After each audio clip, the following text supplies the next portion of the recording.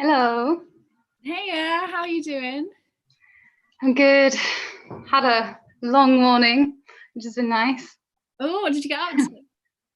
I actually went to the beach, which was fun. Oh, hey, is this morning? Yeah, my housemate wanted to go for the sunrise, which is cool. So we got up at like 6 and went, and we're back by like 9, which was Did you go swimming in the sea? Yeah, it was fun. What do you do? I didn't have quite as much this morning. I made pancakes. Oh, Got my cup of tea here. And yeah, what else do we do? Read my book. Haven't left the house yet. I can't say I've had quite as much exercise as you sound like you have. how's your morning been, Pete? Yeah, it's been all right, thanks. Yeah, just classic really. A little bit of toast, a little bit of tea. Yeah, it's getting sad. As the mornings start to get darker, like that feeling of waking up in the dark is just like. But Yeah. it is what it is. There's lots of good things about living in Newcastle, so one of them just happens to be that we get a little bit less. Definitely.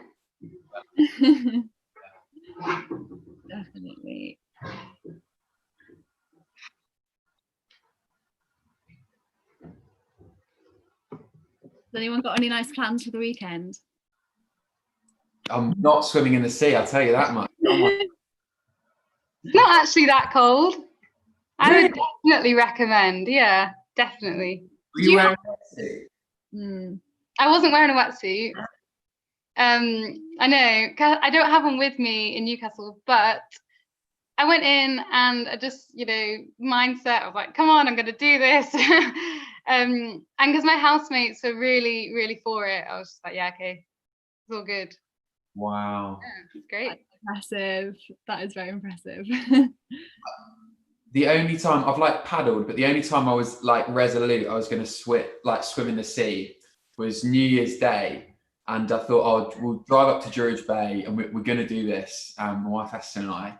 And we packed, we spent ages being like, we'll need this coat and this towel and this jumper. And we packed like 3 duffel bags worth of stuff. We drove, I think it's about 30 minutes. Have you been up to Druridge Bay? No, I haven't. Oh, it's amazing. It's amazing. That's definitely one to go to. And we got there and we were like, right, we're going to do this. And she turned to me and was like, do you want to grab the bag? And I was like, oh, do you want to grab the bag? Like, where did you put it? And we realized that both of us had thought the other one had packed all the bags. And so we got there without any of the stuff. And we were like, right, no, we're not doing it. Oh. So we spent the half an hour drive just psyching ourselves up, like, we're going to do this, we're going to do this. Oh. Yeah, that's really sad. Oh. That reminds me of, I always used to forget my packed lunches for school, and it would always be on a day when my mum had made a really nice packed lunch, and I'd always forget that because I was so excited with someone else in the house. And yeah. I love it. What was a strong packed lunch for you? What are we talking? Are we talking like fruit winder, cheese string? We're talking cheese string, fruits, pepperami. If it was a really nice day, there would be no sandwich. Sandwich was always the classic, just normal, boring. So it would be like a pasta bowl or I don't know, something bougie, like some couscous or something. Oh, wow. Like a Friday, we'd do that. Amazing. That's cool. Do you remember those little snack things? It'd be like a little biscuit and then a bit of cheese and a bit of ham and Yes. Cool. Oh, yeah, that's it. Yeah. I never got them, but I always used to try and do a little bit of trading. Try and yeah, literally. Yeah, see if I could upgrade my arms. That was the best part of packed lunches. I always used to try, because we never had Wotsits in our house, and I always would try and trade off anything for Wotsits. So niche. So my friends liked them. So that's so funny. Brilliant. Shall we get started? So lovely to have you all join us. Great to have you with us. My name is Katie, and I am a second year modern languages student here at Newcastle Uni. And I am joined today with Olivia, who's going to be hosting with me. Hi, Olivia. Hiya. Yeah, I'm Olivia. I'm also second year biomed student at Newcastle. Yeah, it's me. And we're also joined with Pete. Pete, yeah, is going to be sharing a talk with us a little bit later about our identity. But before we do that, it would be great to get to know you a little bit more, Pete. So yeah, if you could just let us know a little bit about yourself, who you are, what you do, that kind of thing. Yeah, sure. Thanks. Yeah, thanks for having me, guys. So I'm not a student. I was a student, so I studied at a bit further down the road at Sheffield University a few years ago. Graduated, and now I work with the charity, which is the Family of Christian Unions. So yeah, helping students explore the big questions of life whilst they're at uni. So I really appreciated getting to do that whilst I was at uni, and so yeah, really love getting to do that. So work with you guys at Newcastle, with Northumbria and Sunderland, and yeah, bit about me. You may have heard earlier, I'm forgetful, so I love living by the beach in Newcastle. Love that. Haven't swum in it, not as hardy as Olivia, as she was saying she went for a swim this morning. But yeah, I'm married to Esther, and we love living in Newcastle. So yeah, that's a bit about me. Great, thanks, Pete. And how are you finding local lockdown? Have you been doing anything, trying anything new? Yeah, lockdown's been a bit of a strange one, hasn't it? I trying new things. Yeah, so over the kind of the summer lockdown period, I built a table. So yeah, I kind of found some scraps of wood and built a table, and that was good fun. Basically, spending hours like in, YouTube forums and sad things like that, doing that. I also tried to have curtains. That was a kind of failed lockdown thing. Yeah, just couldn't pull it off. So I've kind of resigned to the fact of giving that up. But yeah, I mean, it's tough, isn't it? It's really tough not being able to see friends and have friends over. And but yeah, I'm excited that now we're in tier 2, we can kind of like be outside. So I'm looking forward to kind of wrapping up and getting some walks with friends in the coming days. Brilliant. And I'm aware that a lot of people who are watching might be coming up to Newcastle or are new to the city. Do you have like a top recommendation that you'd recommend to visit for people post-COVID restrictions? Yeah, good question. I'm going to be cheeky and give 2, if that's all right. So I think number 1, you've got to get to the beach. I didn't grow up by the beach, and so for me, it's just the most exciting thing that you can get on a metro, and in 20 minutes you can be at the seaside. And I think that's really good. It's good for our like mental health, isn't it? It's good for well-being, just to be somewhere just beautiful, and you kind of just forget about everything else in the world. So I'd head out to Tynemouth. That'd be great, and get a metro there. And another thing you must try is Shijo. I'm not sponsored by them, but I mean, if you're watching and you fancy it, I'm all up for a brand deal. But Shijo, which is kind of in the SU and in Haymarket kind of metro station, is this amazing, kind of like Asian food place. And katsu curry, the smell of that and the taste of that has kept me going on many cold Newcastle days. So that's definitely somewhere to go. Fantastic. Thanks, Pete. And we're going to be hearing from you a little bit later on as well. So now I'll hand over to Olivia, who's going to explain a little bit about what the structure of this session is going to look like. And there's going to be a chance to ask some questions after the talk. So I'll hand over to Olivia to explain a bit about how to get involved with that. Yeah, so we're gonna have a talk from Pete. It's gonna be about 15 minutes ish, and then the Q&A, hopefully using some of the questions that you will have sent in using Slido. So I'll just explain how to use Slido. Cool. So you type in Slido in Google, and is it the first one? Yeah, I think it's the first one. So www.sly.do. And then the code, so where it says enter event code, you type in 78585.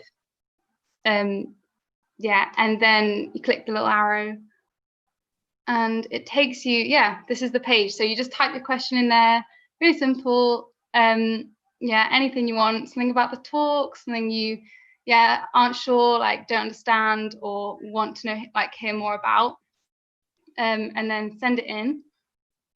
And if you see anyone else's questions and you want that question to be answered, you just click that little button, the like, and it makes sure that that's like higher up on the list so that we see it sooner, so that we're more likely to answer the question.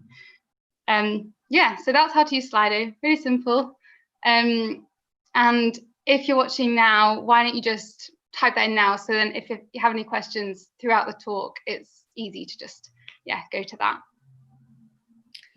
And another alternative, if you don't want to use Slido but still want to send in a question, is to text it.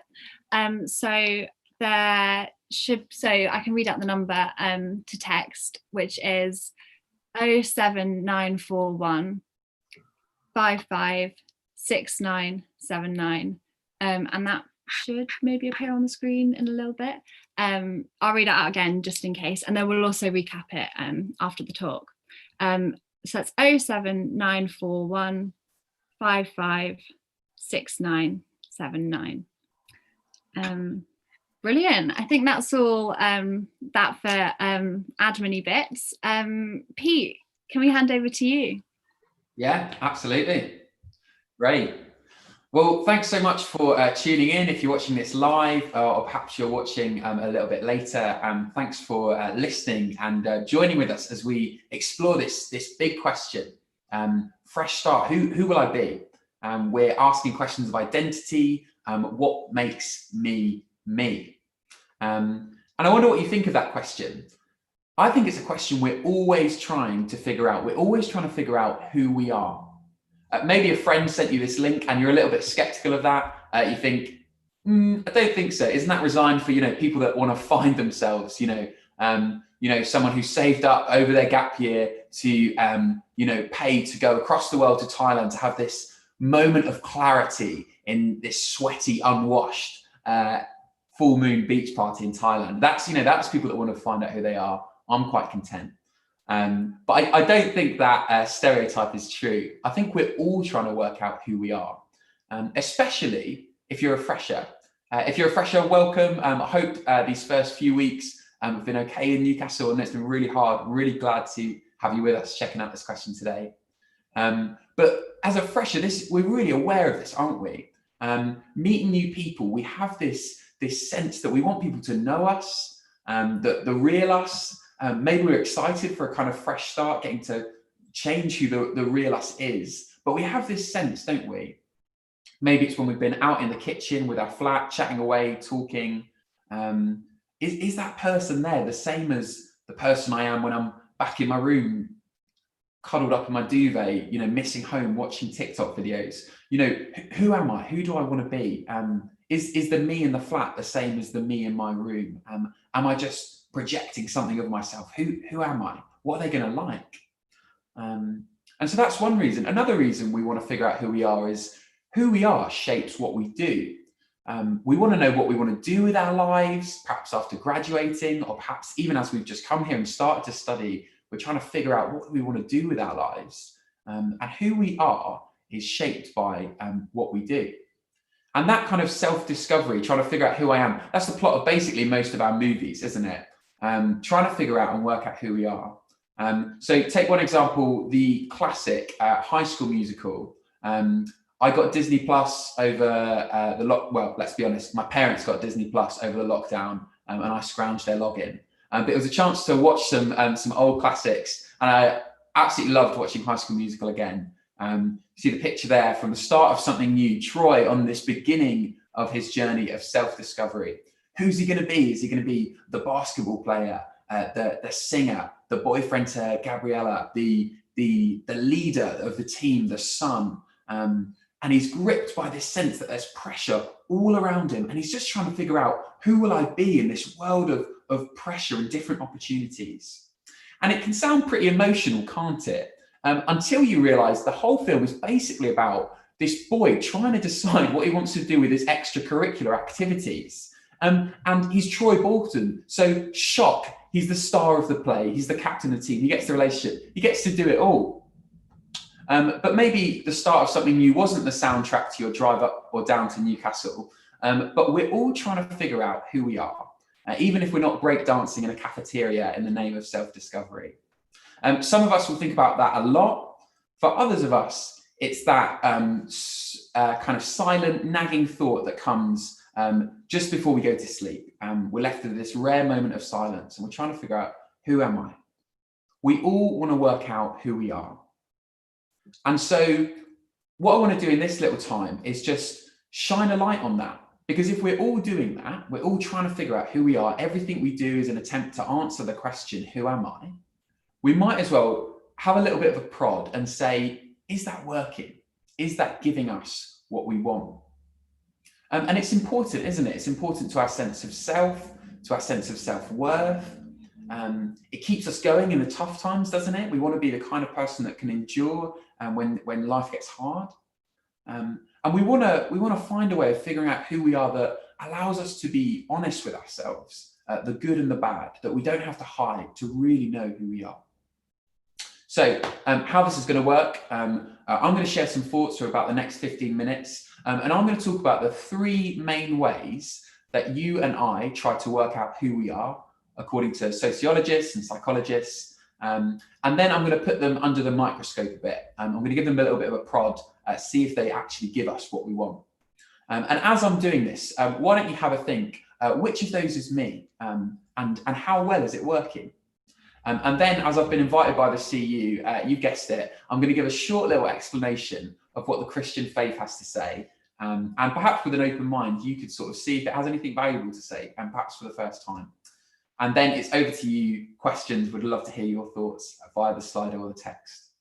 But first, we try and build a sense of who we are in 3 ways. I'm going to give you these all in A's, so they're memorable. And so the first way is in achievement. In achievement. So we say, I am what my achievements say I am.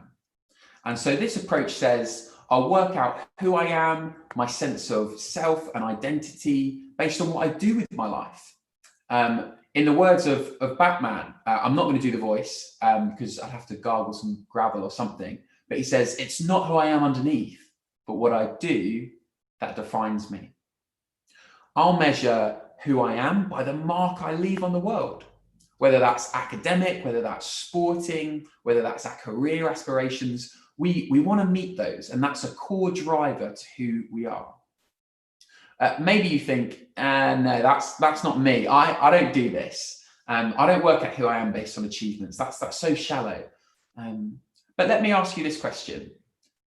If you don't think that's you, how would you feel if those achievements were taken away? As we think about the absolute sham of A-level results this year, it was absolutely devastating, wasn't it, to chat to friends and to see clips in the news of people simply because they were from a poorer area having their results, their predicted grades marked down. And that was devastating, wasn't it? And rightly, we were like, that's really wrong. That's really wrong. And as I don't want to downplay that, as sad and as wrong as that was, it does show us that we do have a lot of our sense of self tied up in what we do, in what we achieve. And there's some great things about this. I don't want to knock it completely. The idea that you are what you make of yourself, it sounds appealing, doesn't it? This idea of, don't let anything hold you back. Social mobility. Maybe more traditional societies would say, you are just who you're kind of assigned to be in life. But this says, ignore the hand that life has dealt you, and you achieve it, you make it. And lots of you perhaps are at uni because of that. You want to make a positive impact in the world, in business or in the climate crisis. You're driven by this sense, and that's a really brilliant thing. But let's think about it for a second. Trying to establish who we are based on our achievements is a bit problematic. Because, what if in the grand scheme of things, my achievements are pretty average? There's always going to be someone better than me, a better musician, a better footballer, whatever it is for you. And maybe you make it to the top of the career ladder. And, I hope you do. But what happens if we don't? And worse still, what happens if we do and we realize it isn't enough? Madonna, one of the most successful stars of the 20th century, or maybe the person you know as the woman that comes on Smooth Radio and your dad belts it out to her. She writes really honestly about this idea of basing who she is on her achievements. And man, it's so honest. She says this: all of my will has always been to conquer some horrible feeling of inadequacy. I'm always struggling with that fear. I push past one spell of it and discover myself as a special human being, and then I get to another stage and I think I'm mediocre and uninteresting. And I find my way to get out of that. Again and again, my drive in life is from this horrible fear of being mediocre. And that's always pushing me, because even though I've been somebody, I still have to prove that I'm somebody. My struggle has never ended, and it probably never will. Man, that's honest, isn't it? That's honest. And that's Madonna, platinum best-selling artist, on her achievements. What did I do this morning? I made some toast and scrolled TikTok for 2 hours. What does that say about my achievements? But it's pretty desperate, isn't it? And I know we could all probably point the finger and say, oh, I know so-and-so's like that. They base who they are based on their achievements. But the reality is we all do in some way. And that often leaves us with this nagging fear that Madonna was describing. So it leaves us with a fear, but it also means that we end up not being very honest. If we're honest, some of the greatest works of fiction we've ever read are the ones that we wrote, the things we said about ourselves in our personal statements. You know, I'm an accomplished cyclist. In reality, I cycle to the shop.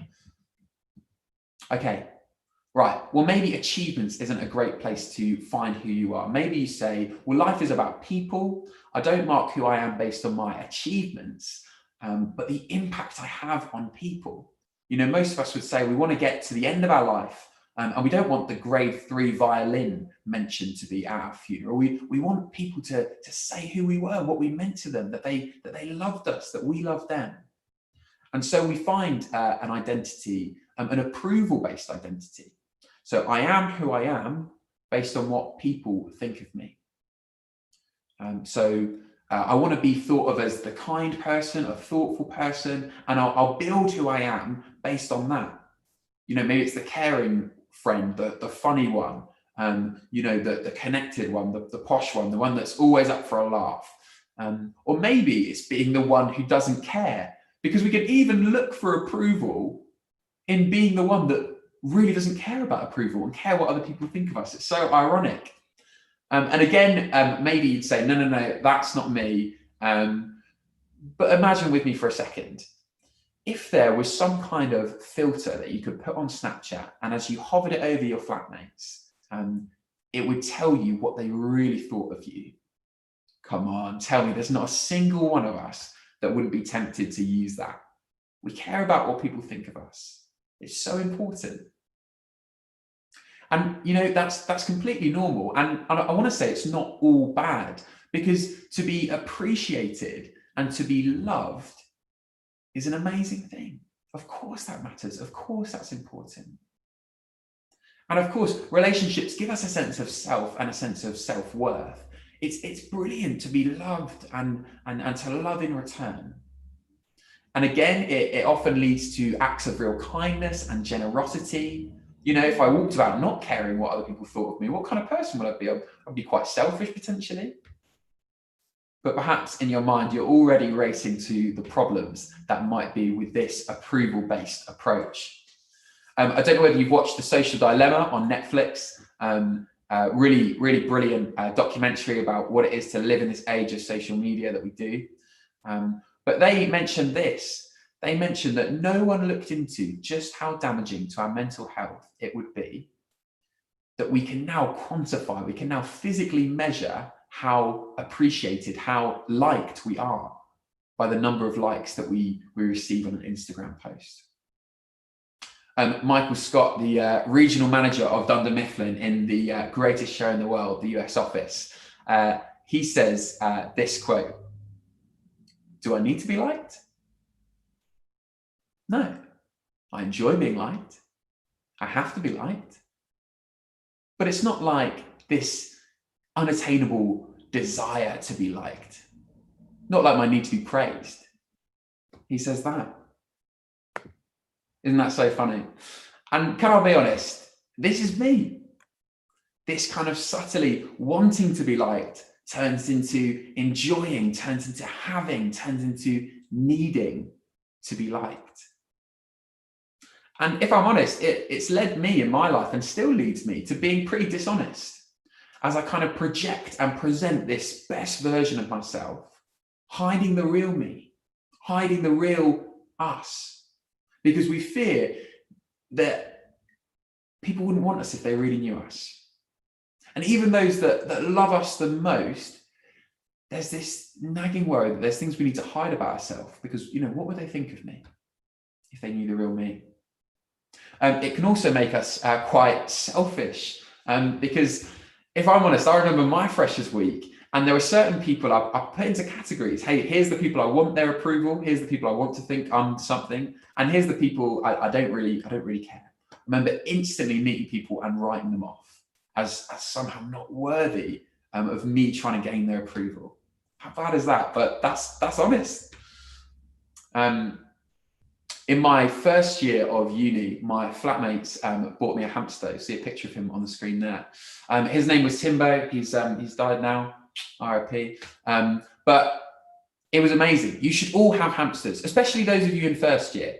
In fact, given that the uni have taken a lot of your face-to-face teaching away, maybe you could start a petition for them to give you all hamsters as some way of compensation. Yeah, it was a lot of fun for me. Maybe you can start that. Who knows? But anyway, as you can imagine, in my halls, I wasn't allowed a hamster. And so I had to keep him hidden away in my room. And as I didn't know, when they gave him to him, hamsters are nocturnal. And so it would come to nighttime, and I'd want to go to sleep. And I'd be lying there, and I sort of had his cage here next to me. And he'd be like, right, it's go time. And he'd start running in his wheel. And I'd say, Timbo, mate, it's bedtime. Do you mind just nodding off? And he wouldn't, because he can understand me, because he's a hamster. But he would run and run and run. And I'd say to him, you're not getting anywhere. You're just running in this wheel.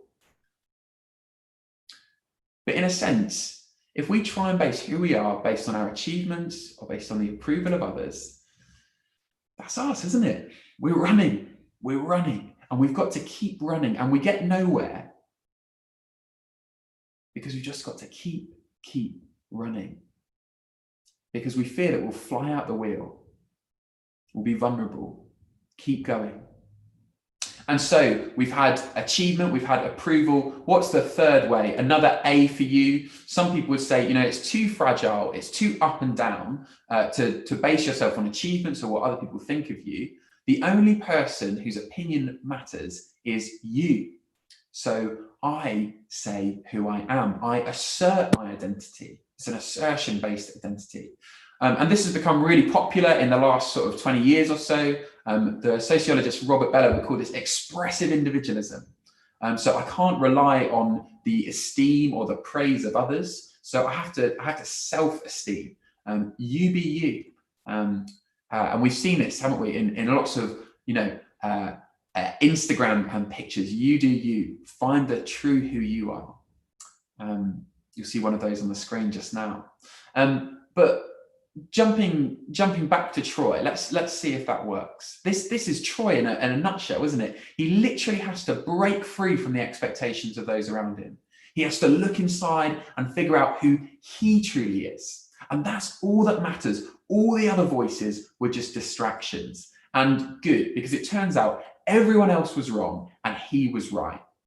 Troy, you do you. Hey, and I want to say there's something positive about this. And there's a right sense in which we have a sense of pride in who we are. And I hope that's you. I hope that you recognize good and wonderful things, brilliant things about you. But this kind of I am who I am, I decide, me do me. Well, we've seen over the past few months, I can't just do me without affecting those around me. That's true, isn't it? And, there's a danger that we try to build this sense of self without reference to others and that we hurt others. Think of Troy. Troy had a dream to sing and to play basketball, and we said, Troy, just be yourself. You do you, be true to who you are. But what if Troy's dream was not to break free from societal expectations on sport and theatre? What if it was societal expectations on treating others equally? What if Troy looked inside and he saw that he was, sexist or racist? What would we say? Hey, Troy, you do you. You be yourself. Be true to yourself, Troy. Donald Trump, be yourself. And so we can say, whilst it might keep us going for a bit, there's some real problems. And at the end of the day, when the kind of motivational Instagram posts go, if I'm trying to build my sense of self on me, then all I've got is me. And so what about when I look inside and I'm full of fear? What happens then? I can't just assert my way through that. I am great. It doesn't work. Maybe for the good times, but not for the hard. So, where have we got to? We've seen that trying to find a core sense of who we are based on our achievements or approval or self-assertion is really problematic. It doesn't allow us to be honest with ourselves. It so often puts ourselves ahead of others, and it's exhausting. It's exhausting. It doesn't satisfy. We're left wanting. It's like Olivia being at the beach this morning, going for a swim and feeling thirsty, and so thinking, I'll tell you what I'll do. I'll take a cup and I'll have a gulp of salt water. It might quench our thirst momentarily, but in reality, we all know it's going to make us more and more thirsty. So, where have we got to? What does the Christian offer have to say on figuring out who you are? Okay, maybe you're not Christian watching this, and you've never really thought about that before. I'll ask you, as you think back over how you try to build a sense of who you are, and if that's working, I'd love you to consider now with an open mind, hey, could this have anything valuable to say? So the Christian offer has to say, if there's a God who's greater than us, who made us, then he would have something to say about who we are, about our lives. He must have something to say. And specifically, we hope that he'd have something to say to this dissatisfaction we have in trying to find ourselves just in ourselves or on the opinions or the achievements of others. The Christian offer has to say this: God isn't distant and removed, but he's showed up. He stepped into time, space, and history to make God known to us in the person of Jesus. And so we're just going to, for 5 minutes now, check out what he's got to say on this question. And whether you think it's true or false, I'd love you to just think, would this be good if it were true? Would this be a good way to live my life? But it's a big claim. So let's look into it, and I'd love you to pick up some more questions afterwards. So what does Jesus make of how we try and establish ourselves? I want to read 2 quotes to you from an eyewitness account of Jesus' life. One of the Gospels, you might have heard them called John. They'll be on the screen, but you can Google if you want to read a bit more later and read, just Google John's Gospel. But we'll see these quotes, one from the very start of this eyewitness account and one from the very end. So to the first one, this is John 1, 9-13. It says this: the true light that gives light to everyone was coming into the world. He was in the world, and though the world was made through him, the world didn't recognize him. He came to that which was his own, but his own didn't receive him. Yet, to all who did receive him, to those who believed in his name, he gave the right to become children of God. Children born not of natural descent, nor of human decision or a husband's will, but born of God. Some confusing language there, but just briefly, what's going on here? John is saying that the true light, the one that can truly illuminate our search for who we are, is God. And he's not stayed distant, but he's come into the world. And though the world was made by him, the world didn't recognize him. When Jesus showed up, people didn't want anything to do with him, didn't receive him, didn't want him. But to anyone who will receive him, who will trust in him, he offers a whole new identity: to become a child of God, to receive an identity as an adopted daughter or son. Christian identity is to be adopted. I wonder what you make of those words. I wonder what you make of that claim. But the claim is this, that God made us and he gave us this world, and that you and I have all said, no, I don't want you. And in fact, our kind of chasing, trying to figure out who we are, has left us really lost. We're like the child that sees the open door of the kitchen and bolts for it, legs it, runs away and keeps on running, and has been running for so long that they forget who they really are. They become so lost that they forget who they really belong to. And this lostness has an impact. You know, as we saw, trying to build who we are without reference to the God who made us. Well, we've hurt ourselves, haven't we? As we've endlessly chased what we want and found it never to be enough, never enough, never enough. We've hurt ourselves. And we've also, if we're honest, we've damaged others, as I've kind of prioritized and pushed myself up above others. And most of all, we've rejected this God who's made us and loved us and given us life. And we've become distant. We've become isolated from him, as we've said, you know, I don't care what you think. Now, if you were God, what would your response be to this? I know what mine would. But whatever your preconceived ideas of God, listen to this. The God that Jesus claims to make known looks at this, turning away from him, and says, I'm coming after you. I'm coming after you. For people who don't want me, I'm going to make you a part of my family. I'm going to call you my very children. Doesn't this just fly in the face of what we assume about God, if he exists, would be like?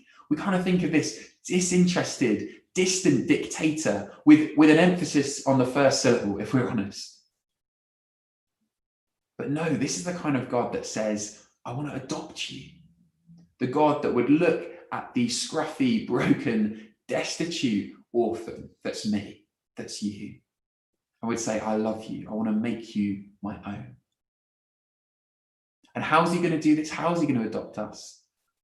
Let's think about our quote that we find. That was a quote from the start of the gospel. Let's think about the one from the end. The offer to be accepted. The offer to be accepted.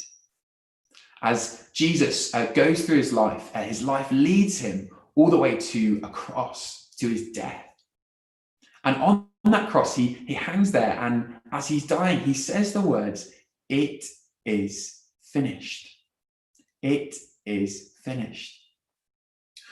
We talked earlier, didn't we, about that feeling that we have to prove ourselves or achieve, you know, and that fear that if people saw the real us, they wouldn't want anything to do with us. And I want to say that perhaps that feeling that we have to prove ourselves, to prove ourselves to others, is perhaps a symptom that we're trying to prove ourselves to God. And what do we see in this offer in Jesus? Well, the approval and the achievement that we really should seek the most, to know the God that made us. It's the one that I least deserve, the one that we least deserve. But it's the one that's offered for free. To be completely seen, warts and all, to be completely known, and to be loved. and at great cost. Jesus on that cross, when he said, it is finished, he could say that it's finished because he says, you know, I've taken the isolation that you deserve and I'm giving you the welcome that you don't deserve. I'm giving you the welcome that's mine.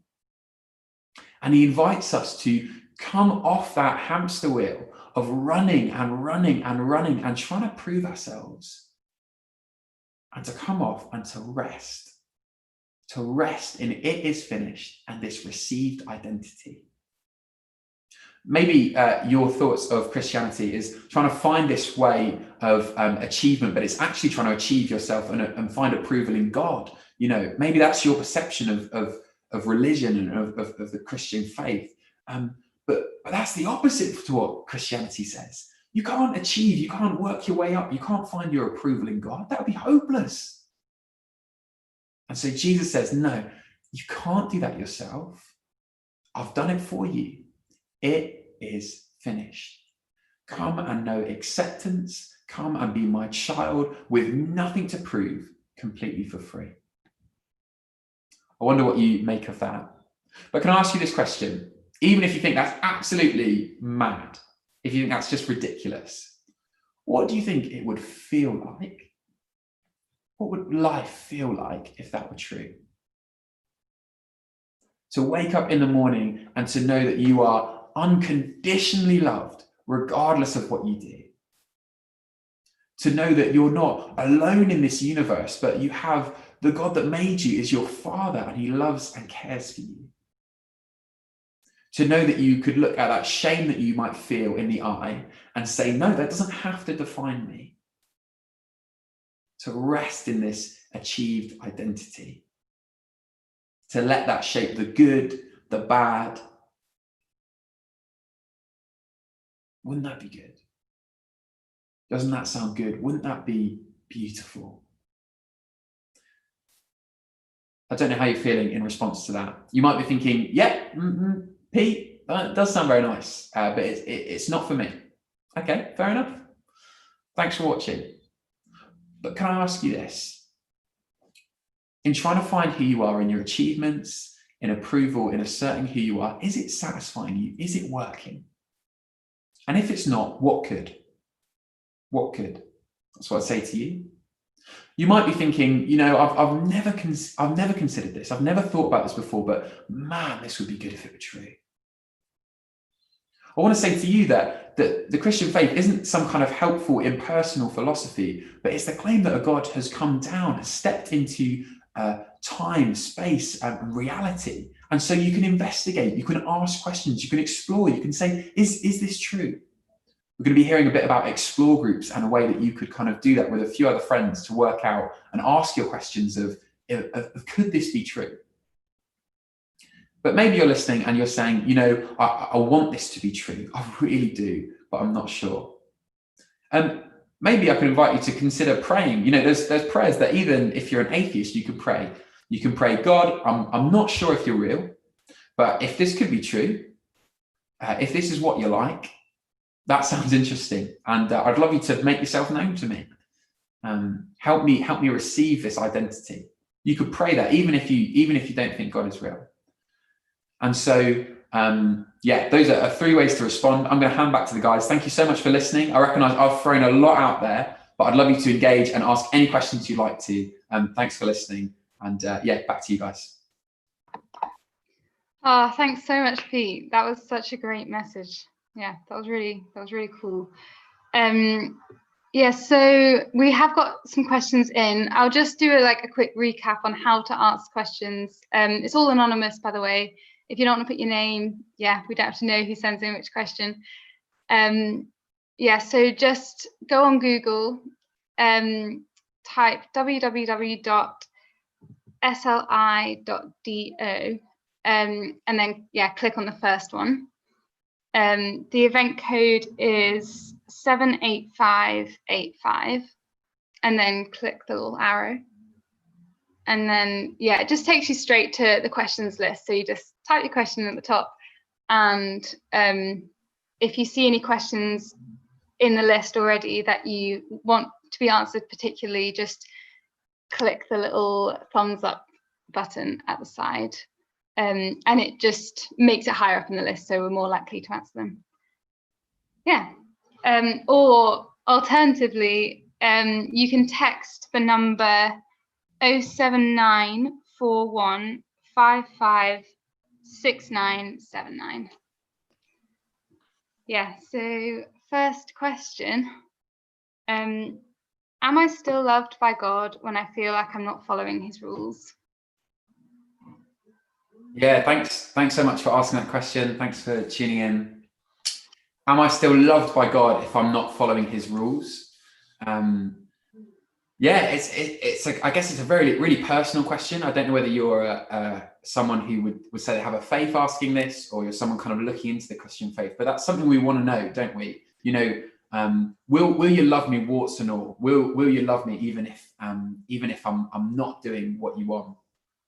And I think we have to look again at Jesus. We have to look at what he's like. On the cross, he gave himself. It's a kind of exchange. He almost said, you know, I'm going to take all of your mess, all of your kind of, you know, not living up to what you should be, and I'm going to give you all of my goodness, all of my acceptance. And so you and I wouldn't have to feel kind of this up and down acceptance. It's not like he kind of takes, you know, the past wrong stuff you've done, and now he kind of says, right, we'll give it a good go now. You know, now I've done this for you. No, he says, you could never make yourself right before God. So I'm going to do that for you. I want to welcome you. And so in that sense, we can know we're deeply loved, regardless of our past, present, and future mistakes. We're deeply loved. But I'd also want to say, I guess this is a love that changes us. It's a love that's unconditional. But when someone has experienced a love so wonderful, a love so kind and gracious, we want to say, you know what, I want to respond to that. I want to respond to that in loving you and showing that back. And we know we'll do that imperfectly. We're needy. We're needy when we come to know Jesus, and we're needy right the way through. And so I guess what I would want to say to that is, yeah, we are still loved by God. But he does say, hey, come follow me. Come follow me. Come live in this better way of living as you turn from yourself. And we'll have ups and downs on the way, but we have a secure, you are loved in Jesus. And so, yeah, if you think about that, maybe message the CU page. Someone would love to talk to you and chat about that more. Great, thanks, Pete. That's really encouraging. We've got another question, which is, what does identity in God actually look like? Yeah, that's a great question. You're asking this. Someone's maybe said to you, you know, as a Christian, my identity is in God and my identity is in Jesus, and you thought, that's a really interesting thing to say. That's so weird. And I think often Christians, I've definitely said that and not really known what I've actually meant. But I think what it's saying is this. Is it saying, if I'm looking to myself, I can never be enough. I can never be completely right. I can never have the reputation I'd want to myself, to others. And so what it's saying is, you know, I'm not trying to do those things anymore. I'm trusting Jesus to take away the stuff that I can't do, and for him to be my rightness and my reputation, and for all of who I am to be defined by him. And so instead of God looking at you or looking at me and seeing, oh, there's Pete and there's his mess, he instead looks at us through Jesus, and he sees all of Jesus's his goodness and perfection, and he loves us. And so, yeah, I guess that's a kind of a little bit of what it means to have your identity in Jesus. The question is then, well, doesn't that make just me kind of all the same, or doesn't that make me really boring or whatever? And I'd want to say this, having this core sense of who we are and knowing that that's unshakable, that the God of the universe smiles on you, loves you unconditionally in a way that you could never achieve yourself, that frees us to live with other stuff. So, you know, I can enjoy the achievements that I have. I can enjoy the approval of others, but I don't need to make that this core sense of who I am. So, and that means, you know, when I've achieved something, you know, hey, maybe when I graduated, there was a sense of real, you know, proud and achievement. But I didn't let that have to get to my head. And in the same way, when I've really failed, when I've really let down those I love, my family perhaps, or whatever. Those things don't have to have the kind of final say. We have this core sense in, I know who I am in what God says about me, and he approves of me. And so that means I'm free to enjoy the achievements, and I'm free to mess up as well. And I can say, you know, the achievements don't make me any more important, and the mess ups don't make me any less loved and less important. And I think that's a beautiful place to be in. Yeah. Another question. Thanks for that. By the way, that was really cool. Another question is, how can you experience God, not just read about him in the Bible? Yeah, absolutely. So yeah, okay, well, this sounds great, Pete, but this just feels like words on a page. How can we know kind of this experience? And so what I'd say is, I don't think they're kind of at odds with one another. I think Jesus has come to make God known. Part of the way that the Christian claim is really different is that love doesn't leave us in the dark. Love doesn't leave us trying to scramble and find a way out. God has made himself known in Jesus, and he's made himself known, Jesus known through his Bible, through the word. And so that's how God kind of speaks to us. But the promise is that it's not just kind of words on a page that we speak and engage with, but actually as we say to Jesus, hey, I want to receive this identity that you give me, that God comes and makes his home in us, that his spirit lives in us. And we can know him. And the Spirit does a wonderful thing. It kind of confirms to us that we're God's children, and we feel that, and we love that, and we enjoy that, and we trust that. And so and I guess it's that sense of knowing that and trusting that, even when we don't feel that. And so I would say to you, you know, if you're someone who's kind of looking into things, or if you're a Christian, read your Bible, but ask Jesus to sort of walk off the pages to you. Ask the Holy Spirit to come and make himself known to you, to come and help you trust in what he's saying, to feel his love for you. And that might not come instantly. You know, our feelings go so up and down, don't they? That's part of what it means to be human. But I think steadily over time, you'll know something more of that, what it is to be God's child. And for that not to just kind of be an abstract idea, but to be a real felt reality, as you kind of rest in that all the more. Brilliant, thank you. Yeah, we've had another question come in, which is again really interesting. This says, I've got a Christian mate, and he still seeks approval and often doesn't look satisfied with his identity. Surely, if what you say is true, he shouldn't be like that.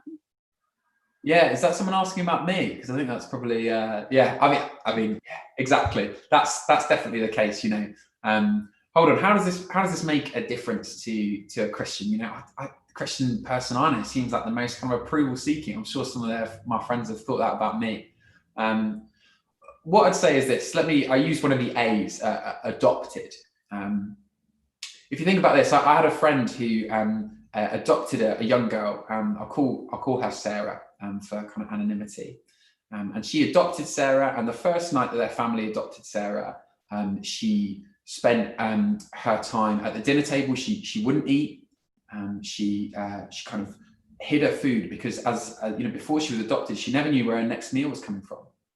When she went to her room, there was a nice bed laid out for her, but she wouldn't lay in the bed because she was so used to laying on the floor. She would not play with the toys that her parents had got her, but she'd play with sweet wrappers because that was all she was used to. They talked about that was the kind of first few months, and it was really tough. They'd adopted her, she was theirs, she was their daughter, but she didn't know that, she didn't live like that or understand that. She tells a story about a couple of years later, I think, and in the middle of the night, my friend wakes up to Sarah just cuddled into her, and she says, "Mummy, I've had a bad dream." And she says, "I love you" to her daughter, and her daughter says, "I love you back." It's beautiful, isn't that? It almost makes me tear up. But what that's saying is this: was Sarah any less their daughter on day one when she was adopted? Absolutely not. She was legally theirs. She was their daughter. But did Sarah live progressively more and more into the reality of being that daughter? Yeah, of course she did. And so that's kind of what I'd say to that. A Christian is not a perfect person. You know that if you've met a Christian for more than 20 seconds. but it's someone that has been adopted, and the hope is that in being that child of God, that's something which is unshakable. It can't change. It's on offer to everyone, but it's also something that we kind of live in and live out more of, being who we are. Great, thank you. I think we've got time for maybe one more quick one. How do I change where I find my identity then? How do I change where I find my identity then? Yeah, that's a really good question. So you may have been listening to this and you thought, yeah, well, okay, fine, sounds good. How does that actually work? You know, it's a slow process, I think. In some ways it's slow, in some ways it's decisive. If you've realised, man, I try and find myself in my achievements, if I try and find myself in approval, and you've never thought about what it is to come and know Jesus, to kind of receive his offer of being adopted and accepted, I would say, you know, look into that more. You know, find out about these explore groups, come along to one of them, and get involved. If you're asking that as someone that perhaps already is kind of following Jesus, and you're just trying to work that out, I think the promise of the Christian faith is not kind of nice sort of, oh, this would work well for you, kind of nice life advice. It's promise of a real rescue from a real loving personal saviour. And so, you know, I think I would encourage you, hey, think about that more. Ask him to help you. So often I kind of hear, oh, I try and, you know, for me it's approval. I try and find myself in approval of others, and I think, oh, I don't need to do that, and so I try really hard not to do that. And both of those things, it's trying to do it kind of in my own sort of power and strength. And yeah, the Christian message says, come be free from trying to sort yourself out, because you can't. And not just at the start of becoming a Christian, all the way through, come be free from trying to sort yourself out, and let Jesus sort you out, let him sort you out. And so I would just say, if you realise that, and why don't you share that with someone, ask them to chat about that more, and maybe look for areas in your life. Okay, where am I trying to do this? And what have I already got in Jesus which is better? Or what could Jesus offer me that's better? So as you kind of get that thrill of the kind of, you know, I'm okay, I'm stamped okay, whether it's a kind of your graduation or whatever, let that be a kind of thing which leads you to go, oh my gosh, and how much better it is that Jesus has said that I'm qualified, that he's done that for me. Yeah, there's more to say on that, I guess, but yeah, work that out with friends, with Christians, whether that's a kind of church or an explore group, or an impact group, as you'll hear a bit more about. Great, thanks so much, Pete. That is really really challenging and encouraging. And thank you so much, guys, for sending in your questions. They're all so fab. And I'm sure it's super likely that you still have a lot more questions that you want to ask. Yeah, we want to provide a space for you to do that. So please do text the number that was on the screen at the start. I'll read it out again now. And if you want to ask any questions about this, or about Christianity in general, we would love to get in touch. So if you want to text 07941 556979, and yeah, we'll hopefully have that number that you can follow up with as well. Yeah, so the other thing to say, if you're interested, so you've had this and you think, I'd love to find out a little bit more about identity, or about other big questions to do with Christianity, we would love to provide a space to do that. As Pete mentioned, the Christian Union is going to be setting up something called explore groups, which is just going to be a really safe space to explore some of these questions together. And you can get in touch and find out about that through the Newcastle Christian Union website, which you can find on Facebook. And yeah, either through there, or text the number, and someone will point you into a way to get involved with that. But yeah, otherwise, thank you so much for joining us today. It's been great. And yeah, thank you for all your questions. They've been fab. Thanks, Pete, for your talk. Brilliant. I think, is that everything? Yeah, thanks for coming, everyone. See you. Bye.